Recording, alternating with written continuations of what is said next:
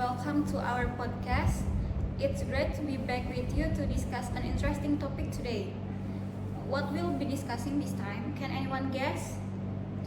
So today we will explore one important aspects of Indonesian foreign policy, namely maritime diplomacy during President Joko Widodo's era. I'm your host Sahida Nazwanda and I will guide you through today's discussions.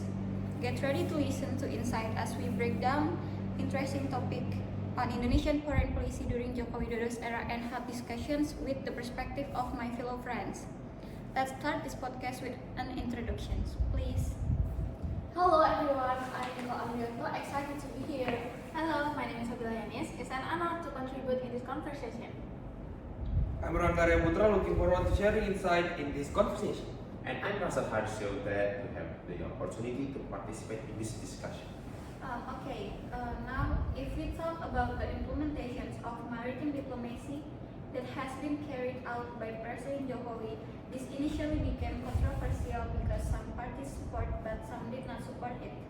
How do you respond to this? Nicole, can you explain first?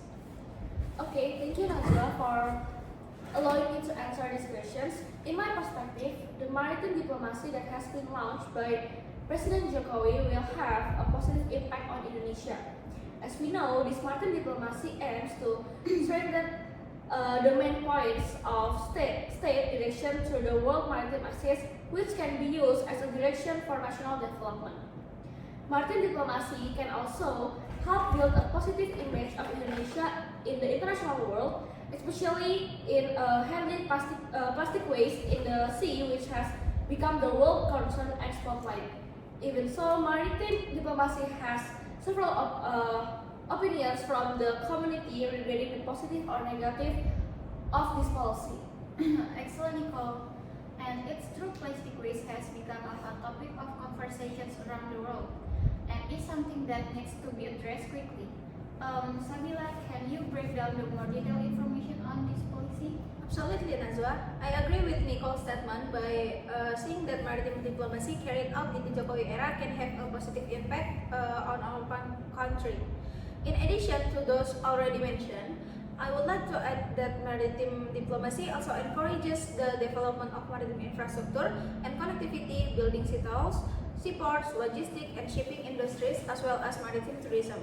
President Jokowi has also discussed maritime cooperation with other countries, which is Vietnam, to introduce the potential for investment and trade in the maritime sector. Sabila, can you please explain more about the continuations of the discussions? Any result from the discussions? Was there an agreement reached? Of course, Naswa. So far, from the information I have read, there is no information that states that there has been an agreement or result from President Jokowi's discussion with Vietnam in introducing potential investment and trade in the maritime sector. However, there is information that the President of Vietnam wants to strengthen cooperation with Indonesia in various fields, including in the maritime sector, and there has been an agreement regarding the exclusive economic zone boundary between the two countries after 12 years of negotiations.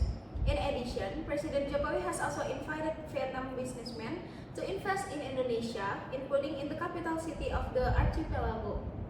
I see. Let's get back to the topic. Nicole, earlier you said that maritime diplomacy can also help build a positive image of Indonesia in the international world, especially in handling plastic waste in the sea, which has become the world concern and spotlight. Can you explain more about this? Of course, Najwa. In this case, Indonesian maritime diplomacy can develop connectivity infrastructure in eastern Indonesia, such as South Sulawesi and West Papua province, which can help develop marine infrastructure to strengthen maritime navigation in Indonesia. In addition, Indonesia maritime diplomacy can also help develop international cooperation, international law, marine infrastructure, public, private, and individual cooperation, and domestic welfare to help develop connectivity infrastructure in eastern Indonesia. One of which is in overcoming the problem of plastic waste in the sea. If this is done, Indonesia can play an important role in the international arena, and Indonesia image in the eyes of the world will be very good. Very good, Nicole. In this case, are there any programs or actions that Jokowi has taken? Jokowi introduced a series of policy aimed at strengthening Indonesia's position in the international arena, especially in maritime matters. One of the major initiatives is the Sea Toll program and the focus on maritime infrastructure development. Very interesting. How about you, Randa? Can you give a little insight into the Sea Toll program? Absolutely, Nazwa. Wow, what an exciting discussion about this. Maritime diplomacy is an important focus in the context of Indonesian geography, the majority of which consists of ocean. What makes maritime diplomacy in the Jokowi era so special is the existence of the Sea Toll program, which aims to improve inter-island connectivity in Indonesia by utilizing sea lanes as the main means of transportation. This not only facilitates the distribution of goods but also strengthens Indonesia's position as the world maritime axis. Very interesting. So can you give a little insight and people's response on this? Sure, Nazwa. The result of the Sea Highway program in Indonesia shows several different responses. There is a view that this program has not been effective, and on the other hand, the Sea Toll program is quite effective but still needs to improve efficiency and load occupancy. Oh, I see. Then how about you, Russell? Could you please add some more in-depth information on this matter? With pleasure, Nazwa. It is true what Angga has said about that this work program is divided into several views. For example, the Director General of Sea Transportation mentioned that the Sea Toll program is able to reduce the price disparity by 15 to 20%, but there are still problems related to backloading. In addition, a study also shows that the Sea Toll program is quite effective, but infrastructure and cost factors need to be prioritized to improve its effectiveness and efficiency. On the other hand, there is also a view that the implementation of the Sea Toll program is considered not optimal, especially related to loading and unloading infrastructure in a number of areas. Therefore, although the Sea Toll program has had a positive impact, efforts are still needed to continue to improve its effectiveness and efficiency. Very interesting. In realizing and launching, this all requires cooperations with other countries. Russell, can you tell us and listeners how this maritime diplomacy has impacted Indonesia relations with other countries? Of course, Nazwa. Jokowi's maritime diplomacy gets opportunities for strategic cooperation with various countries. Cooperation such as joint marine resource management and enhanced maritime security has been a key focus. Indonesia's maritime diplomacy has had a positive impact on its foreign relations. A focus on regional cooperation, strengthening bilateral relations, and maritime dispute resolution can strengthen ties with partner countries. Cooperation in maritime security, promotion of maritime tourism and economy, and also international support for the Sea Toll program are also positive outcomes of maritime diplomacy. In addition, Indonesia's efforts to maintain the sovereignty and sustainability of its marine resources also play an important role in shaping the country's image and position at the global stage. Excellent, Russell. Then how about you, Nicole, see the development of Indonesian foreign policy?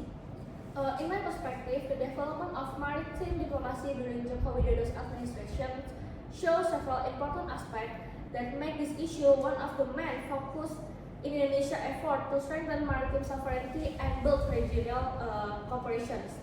Some of the efforts made by Jokowi to achieve these missions include emphasizing the importance of maintaining Indonesia's maritime sovereignty by carrying out various initiatives such as enforcing laws in Indonesian waters, especially related to proscribing illegal practice such as the arrest of foreign fishing vessels and enforcing exclusive economic zone boundaries. Indonesia actively builds regional cooperation through regional forums to promote and improve maritime infrastructure development such as ports, sea transportation network, and revitalization of fishing vessels, where this policy is carried out to increase Indonesia's competitiveness and connectivity in the global economy. Great.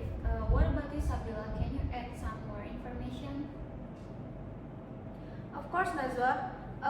Apart from that, Indonesia is also actively involved in international forums such as ASEAN, IORA, and the International Maritime Organization.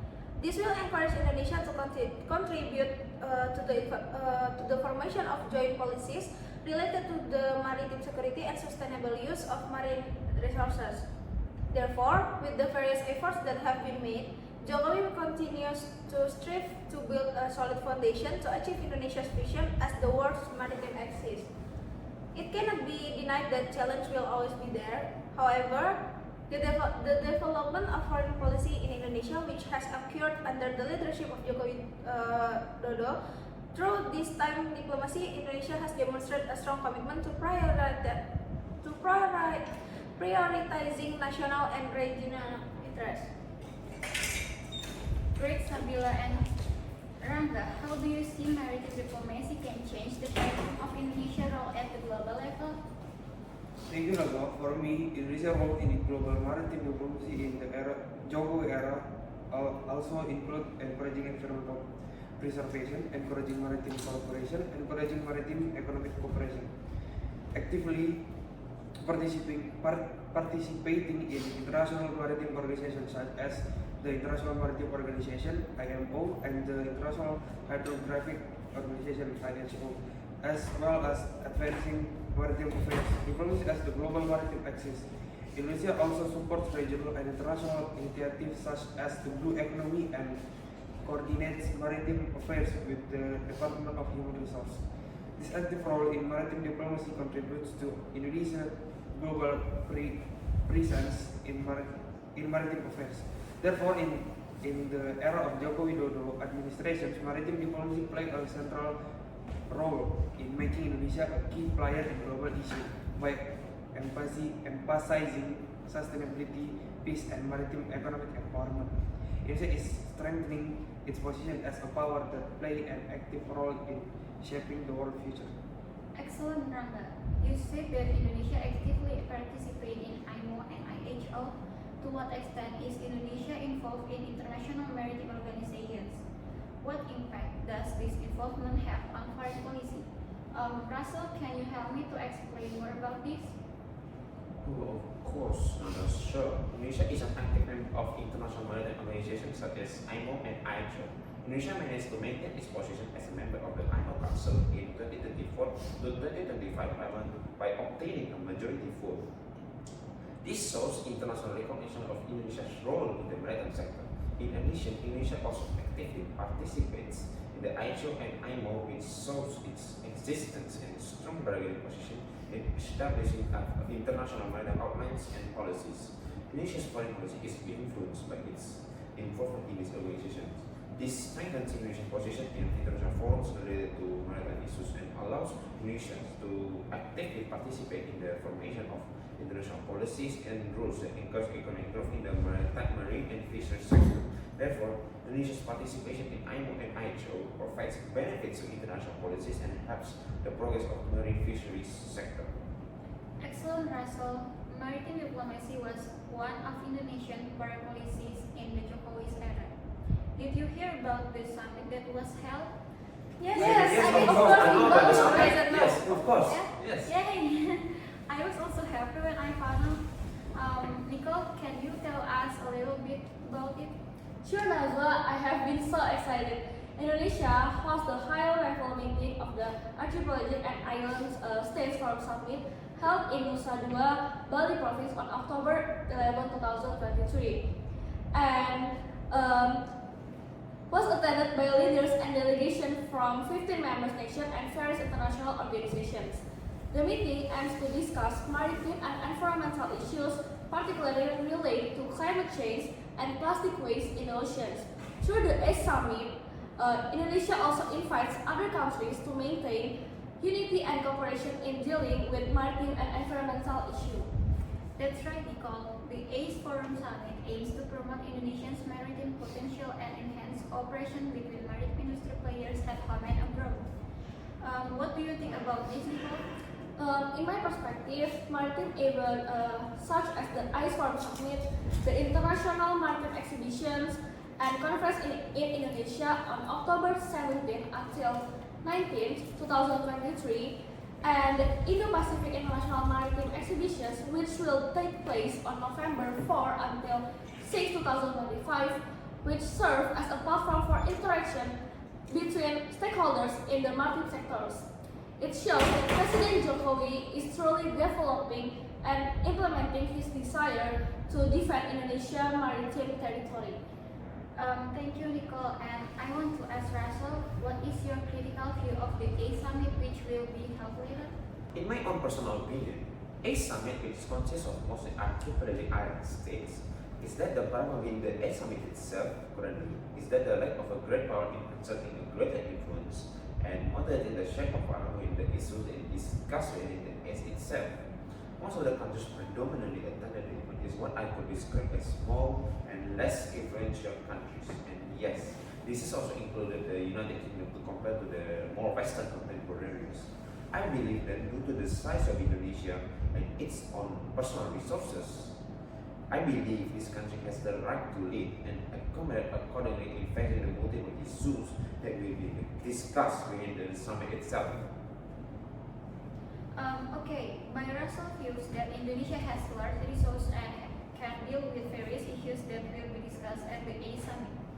What are the considerations and debates that often arise in the discussions of maritime diplomacy? Maybe this answer can be answered by Rangga and Sandila, please. Okay, thank you for the question as well. Let me answer first. So Indonesia maritime policy under President Jokowi emphasizing its importance in post-Cold War studies. It highlights a journal by the Center for Strategic and International Studies on maritime defense diplomacy. Nothing that policymakers in Indonesia and the Indo-Pacific region often define maritime diplomacy narrowly. Despite a decade of regional maritime diplomacy, the text suggests a need for a systematic study due to change in maritime strategy and the government's commitment to implementing PMD. Continue Bila answer, CSIS conduct research outlined in a report covering change in Indonesia's strategic maritime environment, a historical review of Jokowi Maritime Access Doctrine, response to defense strategies aligned with PMD, and empirical data analysis. The study aims to provide a conceptual framework for maritime conservation diplomacy and evaluate the strengths and weakness of Indonesia's maritime defense diplomacy, contributing to ongoing policy development. Okay, fellow listeners, from what we have discussed in this podcast episode, Indonesian foreign policy in the era of President Jokowi has shown positive results, and some of the programs that have been implemented have received positive response. Although there are still some parties who do not feel this program is effective, this is a reminder that every action taken does not always run smoothly. Hopefully what we have discussed here can provide new insight for listeners. See you on another occasion. Thank you. Thank Thank you. Bye.